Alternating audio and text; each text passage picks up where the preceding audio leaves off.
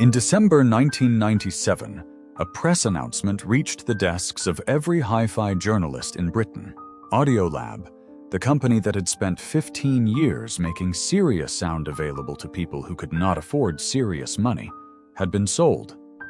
The buyer was Tag McLaren, the organization that ran Formula One motorcars. The price was not disclosed. Within 2 years, the name Audiolab would disappear from the front panels of the products it had built. The amplifiers would be relabeled Tag McLaren Audio. The gray boxes, the black boxes, the aluminium fascias with their precise rotary controls, all of them would carry a different name, a racing name, a name that meant nothing to the people who had saved up for 3 months to buy the original. A decade before that announcement, those same amplifiers had been sitting in the listening rooms of Britain's most widely read hi-fi magazine as the editorial reference standard. Not a Naim, not a Lin, an Audiolab. The benchmark against which every British amplifier under £500 was judged. The thing that, by the considered verdict of the trade press that mattered most in this country, defined what serious British sound was supposed to be. The company that had just been purchased by a Formula One organization was, by the measure of that verdict, the most important amplifier manufacturer in Britain. And nobody who ran a racing team had the faintest idea why. But the real story of Audiolab is not what Tag McLaren did to it in 1997. It is the story of what 2 Imperial College engineers did in 1983. And why, for 15 years, the answer they gave was the most democratic idea in the history of British hi-fi. If you care about what Britain used to make, and why it mattered, this channel is where those stories live. Subscribe so you don't miss the next one. Now, back to 1983. To understand what Audiolab was, you have to understand what British hi-fi looked like in the year it was founded. In 1983, there were essentially 2 ways to buy sound in Britain. The first was the Japanese consumer, electronics route. Technics, Pioneer, Denon, amplifiers with power meters that swept across illuminated dials, with rows of push buttons and gleaming fascias and specification sheets that listed impressive numbers. They were powerful. They were reliable. They were affordable. And to anyone who had spent time in a serious listening room, they sounded like what they were: consumer electronics. Functional, competent, missing something that was difficult to name but immediately audible. The second route was the British specialist market. Naim Audio in Salisbury, Lin Products in Glasgow. Companies that had spent the previous decade arguing, with considerable persuasive force, that the connection between an electrical signal and a musical experience was not a technical, trivial matter, that it required engineering precision, specific design choices, and a willingness to spend money on things the specification sheet could not capture. They were right. Their products demonstrated that they were right every time someone sat down and listened to one. They were also expensive. The Naim Knight. By the mid-1980s, the reference point for what serious British amplification could sound like, at its most compressed, was priced at levels that placed it beyond the household budgets of most working people in Britain. A Lin separates system was further still. The gap between what Japanese consumer electronics could do and what British specialist engineering could do was real and audible. The barrier to crossing it was financial. This was the problem that Philip Swift and Derek Scotland had identified as students at Imperial College, London. They were engineers, not audiophiles in the traditional sense. They did not approach the question from a position of passionate consumption, but from a position of analytical precision. The question, as they understood it, was specific. Why did serious sound require serious money? Was the cost a function of genuine engineering necessity? Or was it, at least in part, a function of the small-scale, artisanal production methods that characterized British specialist hi-fi? And if it was the latter, even partially, What would happen if someone applied rigorous engineering discipline to the problem of building a genuinely good amplifier at a price that a working household could actually afford? In 1983, they founded Audiolab. Their first product was the 8000A integrated amplifier. The choice of product type was itself a statement. An integrated amplifier, a single unit combining the preamplification stage, which handles source selection and volume control, with the power amplification stage, which drives the loudspeakers, was the pragmatic choice, the democratic choice. British specialist hi-fi had been moving in the direction of separates.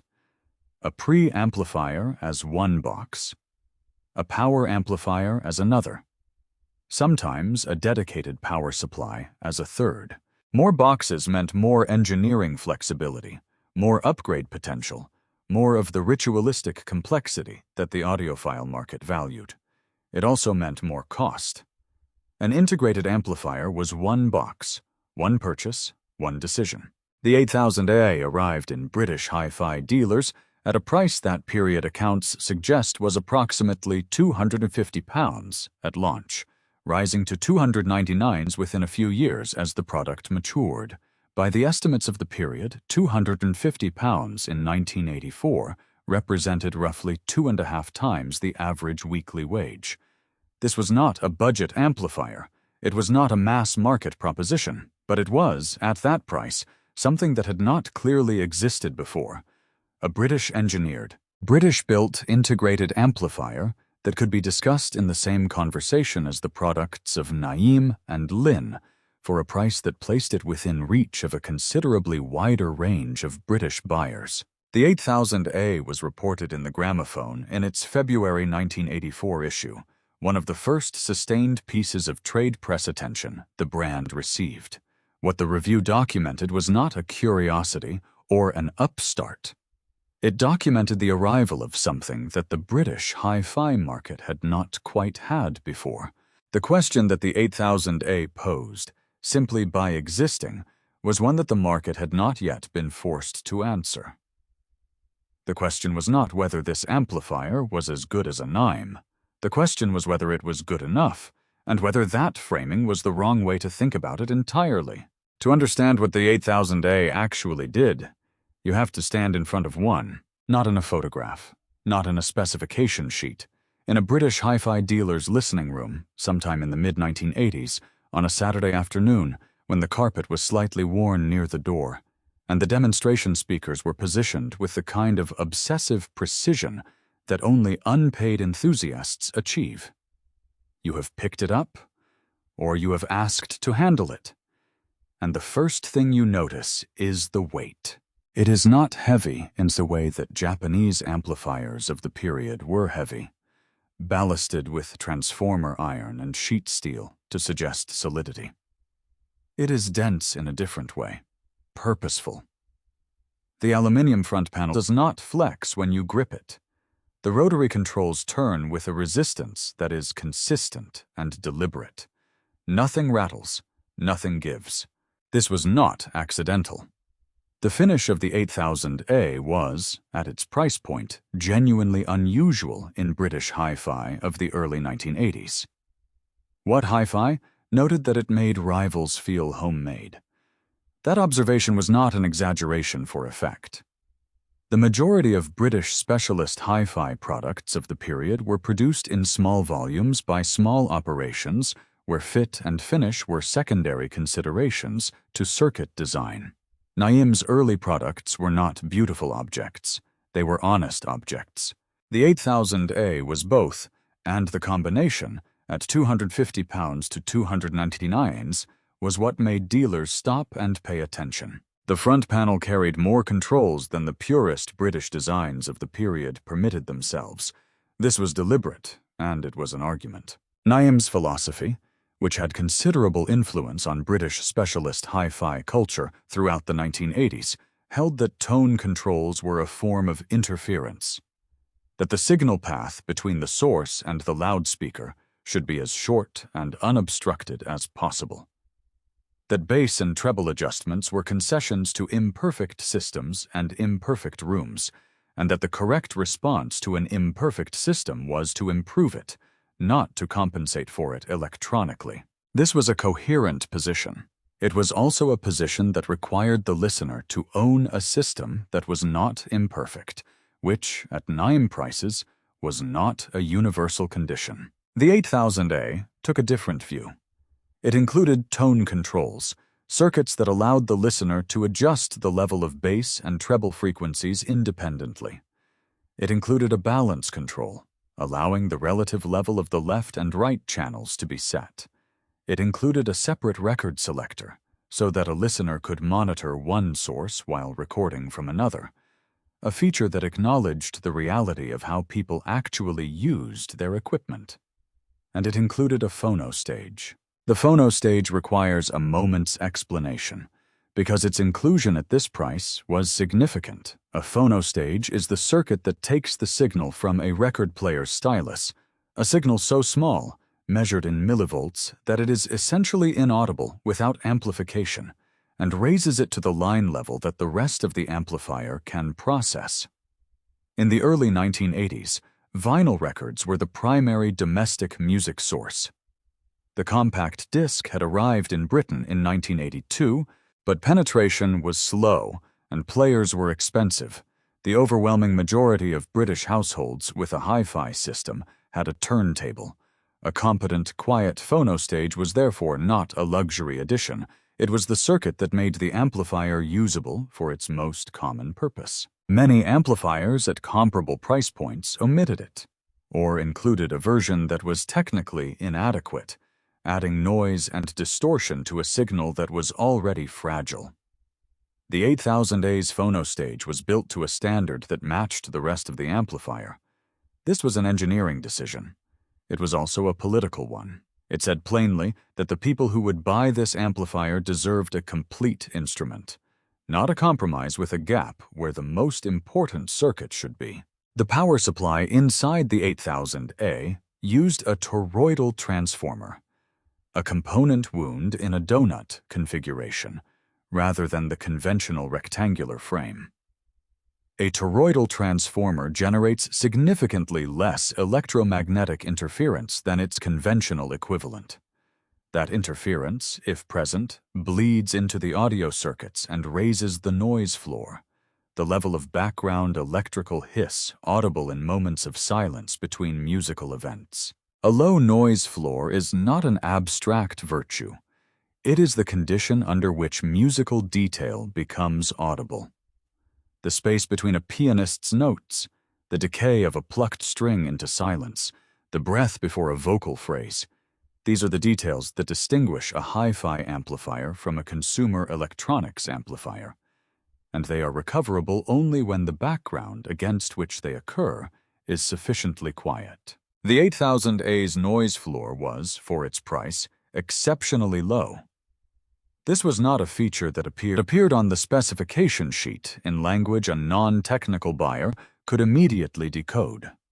But it was audible within 30 seconds of a competent demonstration to any listener who was paying attention. What competitors could not replicate at the price was the combination, the build quality, the complete feature set, the engineering precision of the power supply and phono stage, and the specific sonic character that resulted from those choices. The sound of the 8000A was described consistently, across multiple reviewers and across more than a decade of production, in terms that clustered around the same qualities: neutral, detailed, smooth presentation, plenty of presence, not warm in the way that valve amplifiers were warm, not bright in the way that some solid-state designs were bright, balanced in a way that served the music rather than imposing a character upon it. The aluminium front panel was not a styling decision.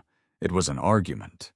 The argument was that precision engineering, applied with sufficient discipline, did not have to cost what NIME charged for it, that the barrier between a working household and a genuinely musical listening experience was not a technical barrier, it was a pricing barrier. And pricing barriers, unlike technical ones, were a matter of will. What does it mean when a British amplifier makes its rivals look handmade? Not because it is expensive, but because the people who designed it were engineers before they were salesmen? It means that the product is making a claim, and the 8000A's claim, stated in aluminium and precision rotary controls and a phono stage that worked properly, was one that the British hi-fi market had not previously been required to take seriously at that price. It took seriously now. The British specialist hi-fi dealer of the 1980s was a specific kind of institution. It was not a department store. It was not a catalog showroom. It occupied, typically, a narrow premises on a secondary shopping street, above a travel agent, below a solicitor's office, announced by a discreet sign and a window display of black boxes arranged with the kind of seriousness usually reserved for jewelry. Inside, there was carpet.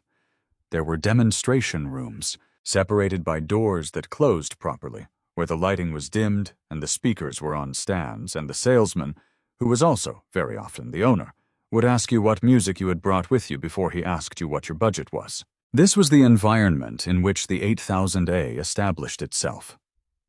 Not through advertising, not through celebrity endorsement, through demonstration, through the experience repeated across hundreds of listening rooms in hundreds of British towns across the course of the 1980s, of a buyer sitting down, putting on a record, and hearing something that their current amplifier was not giving them, at a price they could, with effort, actually afford. The specialist dealer network was the primary channel through which British hi-fi culture reproduced itself in this period. Richer Sounds, founded in London in 1978, was expanding its footprint. Sevenoaks Sound and Vision operated across the southeast.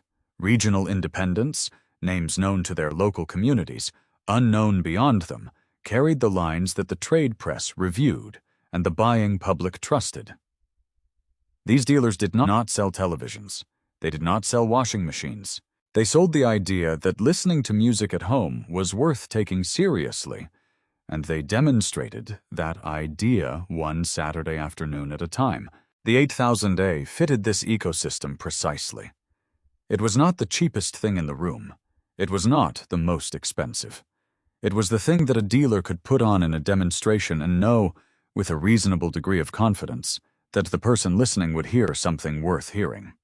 It was also the thing that a dealer could recommend to a buyer who had come in asking about Japanese electronics and leave knowing that the buyer would return, not to complain, but to upgrade. The 8000A was a gateway. It was the amplifier that taught a generation of British listeners that the difference between consumer electronics and hi-fi was not a matter of price alone. It was a matter of what the engineering was trying to do. The trade press documented this process in real time. What hi-fi, founded in 1976, was by the early 1980s the primary navigational tool for the British hi-fi buyer. Its star ratings, from 1 to 5, were the currency of the dealer demonstration room. A 5-star rating from What Hi-Fi was not merely a review. It was a sales event. Dealers ordered stock. Buyers arrived with the magazine under their arm. The 8000A received consistent recognition across successive annual reviews, not always the highest-scoring amplifier in the room, but consistently present in the conversation about what British hi-fi, at its mid-market best, was capable of. The competitive landscape around the 8000A in the mid-1980s was specific and instructive.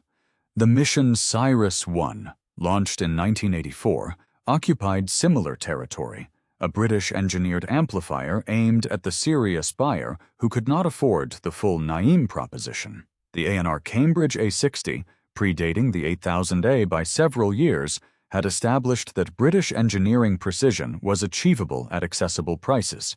The Naim Knight, at approximately 240 womans by the mid-1980s, sat at a similar price point, but with a radically different philosophy. No tone controls, minimal features, maximum signal integrity. Each of these products was making an argument about what mattered in an amplifier. Each of them was right within the terms of its own argument. The 8000A's argument was the most inclusive. It said, "You do not have to choose between features and quality.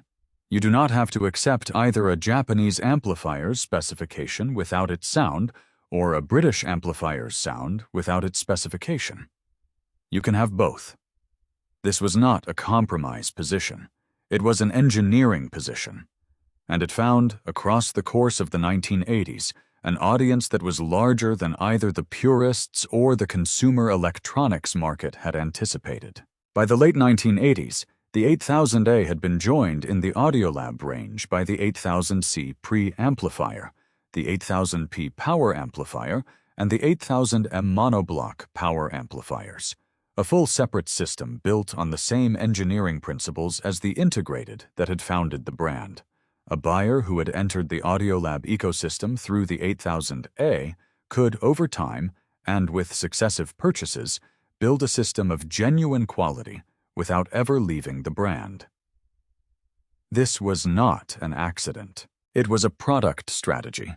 And it worked because the engineering was consistent across the range, because the 8000C and 8000P sounded like a more capable version of what the 8000A had already demonstrated was possible. The British hi-fi market of the late 1980s was not a large market by global standards. It was a concentrated one. A relatively small number of specialist publications, a relatively small number of specialist dealers, and a relatively passionate community of buyers who read those publications, visited those dealers, and talked to each other with the intensity of people for whom the quality of their listening experience was a matter of genuine personal importance. In that concentrated market, reputation was everything.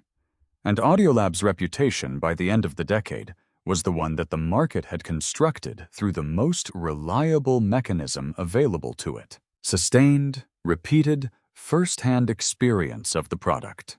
In listening rooms across Britain on Saturday afternoons, with the doors closed and the record playing.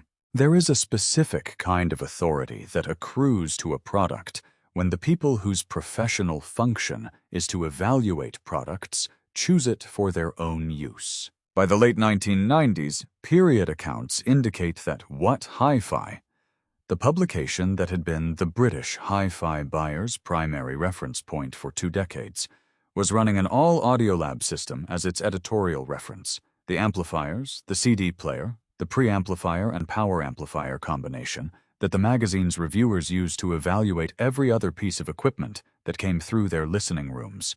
All of it. Audiolab. This was not a paid arrangement. It was not a sponsorship.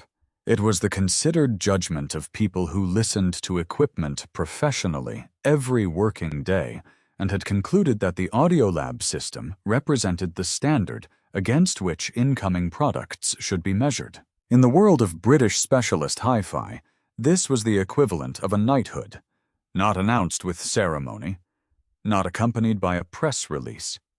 Simply present, in the listening rooms, in the references made in passing in reviews, in the institutional memory of a publication that had spent 20 years learning what good sound was. The amplifier that had set out in 1983 to make serious sound affordable had become, by the considered verdict of the trade press that matters most in Britain, the definition of serious sound. When What Hi-Fi chose Audiolab as its editorial reference, it was not a commercial decision. It was a verdict. The 8000A and its successors had not merely entered the conversation about what British hi-fi at its best was capable of. They had, by the judgment of the institution most qualified to make that assessment, become the answer to the question. This was the peak. And it is worth dwelling on what it represented, not in abstract terms, but in the specific terms of what Philip Swift and Derek Scotland had set out to do in 1983. They had identified a gap between what British households could afford and what British engineering was capable of producing. They had proposed that the gap was not technically necessary, that it was a function of scale, of production philosophy, of pricing decisions that could be made differently. They had built a product that demonstrated this proposition. And by the late 1990s, the proposition had been validated not merely by the buyers who had spent their money on it, but by the professional listeners who had no financial stake in the outcome. The 8000A had not been revised in its essentials since its introduction. Around 1993, approximately a decade after its launch, the amplifier received an update, a refinement of its internal components, and a change of color from the original gray fascia to black, which gave the product a cleaner, more contemporary appearance, and, by accounts of the period, a marginally more resolved sound. The gray original became, in retrospect, the collector's version, the purer object, the founding statement. The black revised version was what most buyers encountered through the 1990s, and it was this version that consolidated the amplifier's reputation rather than merely maintaining it. The full Audiolab system available by the mid to late 1990s, 8000A or 8000S, integrated 8000 CD player, 8000C preamplifier, 8000P power amplifier, represented something that had not existed when the company was founded. It was a complete British hi-fi system, coherent in engineering philosophy and sonic character, available at prices that remained within reach of the serious buyer who was not wealthy. The entry point was the integrated amplifier. The ceiling was a separate system that competed with products costing considerably more. The distance between the entry point and the ceiling was traversable within a single brand over time without contradiction. This was the democratic idea fully realized, not as a marketing proposition, as a product range. The buyers who had come into the Audiolab ecosystem through the 8000A in the mid-1980s were, by the late 1990s, the buyers who were running complete Audiolab systems. They had not left, they had upgraded within. The brand had grown with them, and they, in the specific sense that their listening had been educated by a decade and more of Audiolab ownership, had grown with it. This mutual development between a product range and its community of buyers is not something that can be manufactured or accelerated. It accumulates slowly through the ordinary experience of people listening to music at home over many years and finding that the equipment they are listening on continues to serve them well. What happens to a democratic idea when it becomes the establishment standard? Does it cease to be democratic, or does it simply prove that the idea was right? In 1997, that question acquired an urgency that nobody in the Audiolab community had anticipated, because in December of that year, the brand that had spent 15 years building its answer was no longer in the hands of the people who had built it. It had been sold. And the organization that had bought it understood motor racing. It understood luxury branding. It understood the commercial logic of acquiring a prestigious name and extending it across a lifestyle category. What it did not understand, what the next 6 years would demonstrate, with the particular clarity that only failure provides, was what the name actually meant, what the engineering behind it had actually been for, what the people who had bought it had actually been buying. That understanding, once lost, proved very difficult to recover. In December 1997, Stereophile reported that Tag McLaren, the organization best known for running one of Formula One's most successful racing programs, and for the road car that bore its name, had acquired Audiolab. The announcement was received in the British hi-fi press with a wariness that stopped short of alarm. Acquisitions were not uncommon in British specialist audio. Brands changed hands. New owners arrived with capital and ambition. Sometimes the products improved. More often, the products continued unchanged for a period, then changed in ways that were difficult to specify precisely, but immediately audible to anyone paying attention. The wariness was not irrational. It was the accumulated experience of a community that had watched this sequence repeat itself enough times to recognize the opening movement. What Tag McLaren represented was a specific variation on a familiar pattern. The organization was not a conglomerate looking to rationalize a production line. It was not a private equity firm seeking to extract margin from a going concern. It was a luxury and performance brand seeking to extend itself into a new category. to add high-end audio to the portfolio of objects that carried its name and its associations. The logic was coherent on paper. Tag McLaren meant precision. It meant performance. It meant the kind of engineering obsession that produced both championship racing cars and, in the road car division, one of the most technically ambitious automobiles ever built in Britain. Transferring that association to a hi-fi brand was not, as a marketing proposition, without merit. The difficulty was that Audiolab's value was not primarily associative. It was not built on what the name suggested. It was built on what the product did, on specific engineering decisions, specific component choices, specific sonic characteristics that had been developed and refined over 15 years by the people who had founded the company. Philip Swift had not built the 8000A's reputation through branding. He had built it through engineering. The reputation and the engineering were not separable. They were the same thing. When Tag McLaren acquired Audiolab in 1998, Philip Swift sold the company and departed. By 2000, he had acquired Spendor, a British loudspeaker manufacturer with its own engineering heritage, founded in 1969 by Spencer Hughes of the BBC, and carrying its own specific set of values about what a loudspeaker was for and how it should be built. What Swift took with him when he left Audiolab was not documented in the public record. What remained at Audiolab was a product range, a brand name, a dealer network, and an engineering legacy whose custodians had changed. The products were relabeled.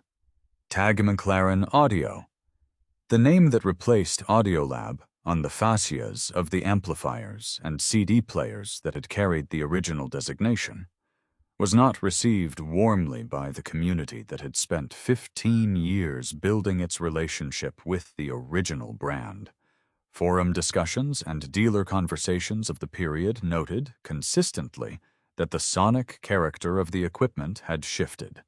Not dramatically, not in ways that could be reduced to a single component change or a single circuit decision, but audibly to ears that had spent years with the original. The specific neutrality, the specific noise floor, the specific character of the phono stage, these were qualities that existed in a precise relationship with each other, and that relationship was the product of sustained engineering attention by the people who had originally established it. When those people left, the relationship did not automatically transfer. This is the mechanism that corporate acquisitions in specialist audio so frequently fail to account for. The value of a brand like Audiolab was not in its tooling. It was not in its production equipment or its supplier relationships or its dealer agreements. It was in the accumulated engineering judgment of the people who had built it, judgment that existed in their decisions, their instincts, their ability to hear a problem in a circuit before it became measurable on an instrument. This kind of knowledge does not appear on a balance sheet. It does not transfer with a company registration. It leaves when the people who hold it leave. Tag McLaren Audio proceeded through the late 1990s and into the early 2000s without resolving this problem. The products continued.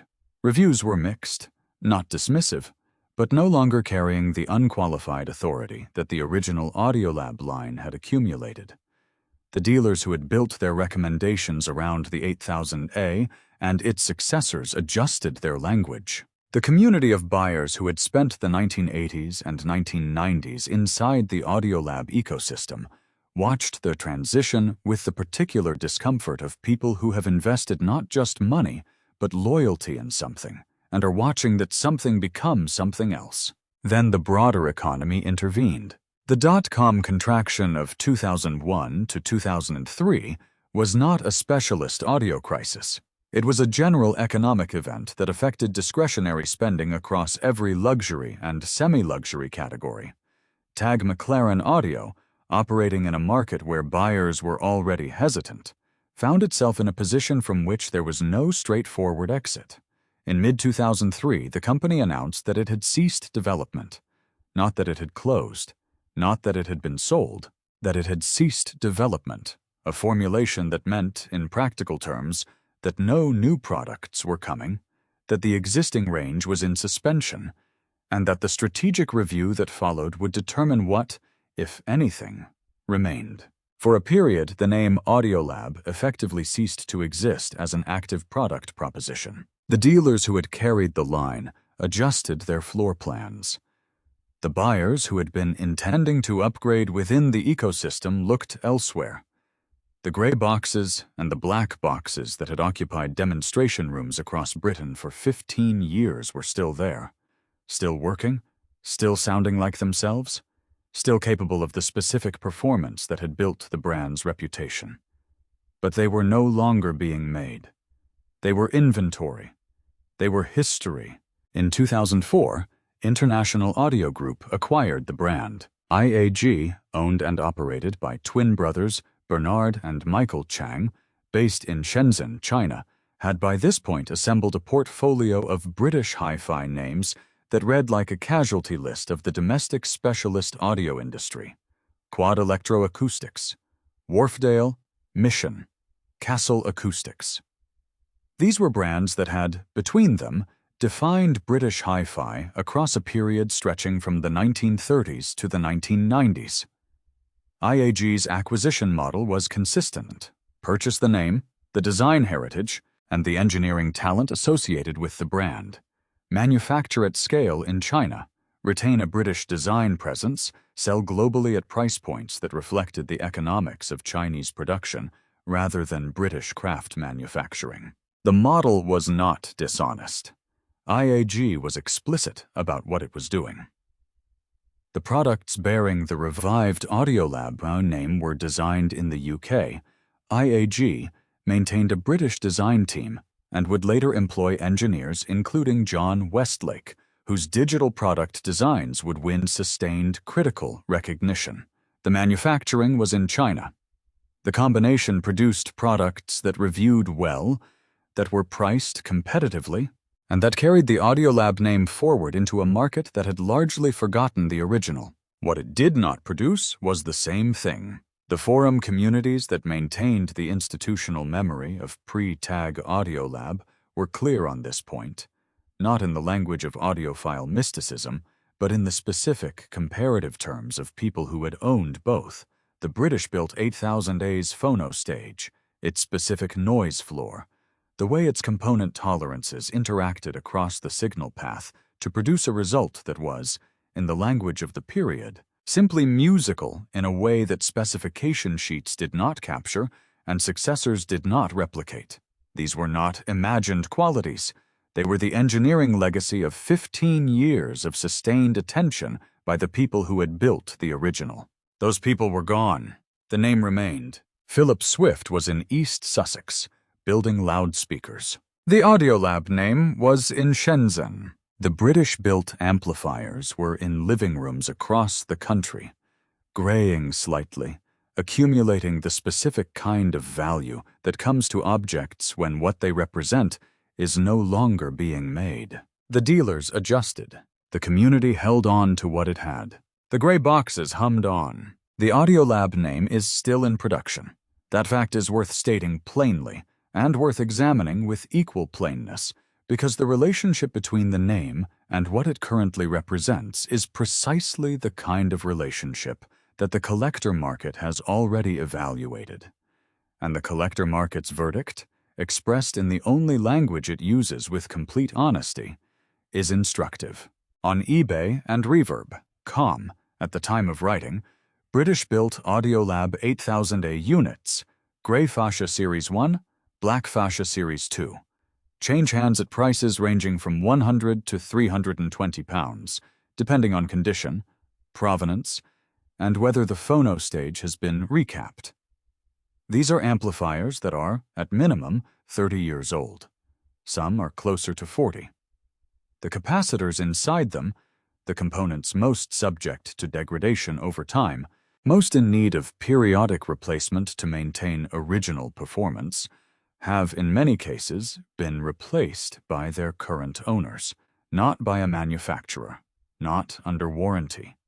by private individuals who cared enough about the specific performance of a specific amplifier to learn the necessary skills, source the necessary components, and do the work themselves. This is not nostalgia. Nostalgia is passive. What the Audiolab secondary market represents is active preservation, the deliberate maintenance, by a community of buyers who have made a considered judgment of something they believe is worth maintaining. The judgment is comparative. These buyers have access to current production amplifiers at every price point. They have chosen, instead, to service and retain original British-built units. The question the market is answering, in its practical and unsentimental way, is whether the original is worth more than the replacement. The answer consistently is yes. The IAG-produced Audiolab range has not been without merit. The 8200 CD player, designed by John Westlake and launched under IAG ownership, won What Hi-Fi? Is Product of the Year award for CD players in both 2011 and 2012, a recognition that confirmed the IAG design team's technical competence and the continued validity of the Audiolab name as a guarantee of engineering seriousness. The 8300 series, introduced in 2015, and the 9000 series that followed, received sustained, positive critical attention. The products are well made. They perform at a level consistent with their price points. They are, by the measure of current critical consensus, good amplifiers. They are not the same amplifiers. The IAG production model, British design, Chinese manufacture, global distribution at competitive price points, produces a different object from the one that Philip Swift and Derek Scotland built in Britain in 1983. Not worse in every measurable respect. Different in the specific respects that the original community valued. The phonostage character, the noise floor topology, the specific interaction of components that had been selected and refined over 15 years of sustained British engineering attention. These differences are not captured in specification sheets. They are audible in listening rooms, to ears that have spent time with both. The secondary market has priced them accordingly. The physical site of the original Audiolab operation presents a particular kind of absence. Unlike the Vox factory in Dartford, unlike the Shergold workshop in Edgware, unlike the Premier Drum factory in Halifax, all places where a documentary camera crew could stand and establish a geographic anchor for what was lost, the Audiolab story has no confirmed address to return to. The amplifiers were British, not because they were made in a famous street or a storied industrial district. They were British because they were made by British engineers, applying British engineering logic to a British cultural problem. When those engineers moved on, the geography became irrelevant. What remained was the logic and the boxes that the logic had produced. There is, in this absence, something that is more honestly representative of what the 8000A actually was than any factory address could be. The 8000A was never a craftsman's object in the way that a Zemaitis guitar or a Shergold bass was a craftsman's object, something made by specific hands in a specific workshop, carrying the marks of individual human attention. It was an engineered object, precise, repeatable, consistent. Its value was not in its uniqueness, but in its accuracy, in the fact that every unit that left production performed, within tight tolerances, like every other unit. The engineering was the point, the place was incidental. And then there is Philip Swift. In the year 2000, 2 years after selling Audiolab to Tag McLaren, Swift acquired Spendor, a British loudspeaker company founded in 1969 by Spencer Hughes, a former BBC research engineer whose work on speaker design had produced some of the most respected monitoring loudspeakers in British broadcast history. Spendor had been, under Hughes, and subsequently under his son Derek Hughes, one of the quiet constants of British hi-fi. Present at the BBC, present in the serious listening rooms, never fashionable in the way that some British brands became fashionable, always technically honest in the way that the best British engineering tends to be. Swift took ownership of a company whose values aligned precisely with the values he had spent 15 years applying at Audiolab. He did not change the fundamental character of what Spendor made. He sustained it. Under his ownership, Spendor continued to design and manufacture its loudspeakers entirely in the United Kingdom. In East Sussex, with the same commitment to engineering precision and the same refusal to allow production economics to override sonic judgment that had characterized the original Audiolab proposition. The man who built the amplifier that taught Britain to listen went on to steward one of Britain's most respected loudspeaker companies. He did not stop. He redirected. The engineering instinct that had produced the 8000A found a new object to work on. And that object, 4 decades later, is still being made by British hands in a British workshop. This is the surprise that the Audiolab story holds in reserve. Not that the brand survived under new ownership, not that IAG produced creditable successors to the original range, but that the engineer who had made the original what it was, the specific intelligence behind the specific object, continued. Quietly, without fanfare, in a different medium, in a different county, with a different product. Still applying the same logic, still asking the same question. What does serious sound require? And how little can it cost while still being serious? The Audiolab 8000A did not define British hi-fi by being the most expensive amplifier available. It defined it by demonstrating that the distance between affordable and serious was smaller than the market had assumed, that engineering discipline applied with sufficient precision and sufficient will could collapse that distance in ways that changed what ordinary British households expected from their listening rooms. What does that mean, in retrospect, for the story of the name that outlived the engineer? It means that the name was never the point. The point was the proposition. The point was the specific, verifiable, audible claim that a working British household deserved to hear music properly, and that making that possible was not a charitable concession to a budget market, but a legitimate engineering ambition that demanded as much precision as any other. IAG kept the name. The proposition migrated. It went with Philip Swift to East Sussex, where it continues to find expression in a loudspeaker range that will never be as widely known as the amplifier that preceded it, and that carries, in its commitment to British manufacture and British engineering judgment, the clearest available evidence of what the original Audiolab idea actually was. Somewhere in a living room in Harrogate, or Coventry, or Guildford, a British-built Audiolab 8000A, grey fascia, period-correct phonostage, recapped by its third owner, is amplifying a record that its maker never knew existed. The signal is clean, the noise floor is low.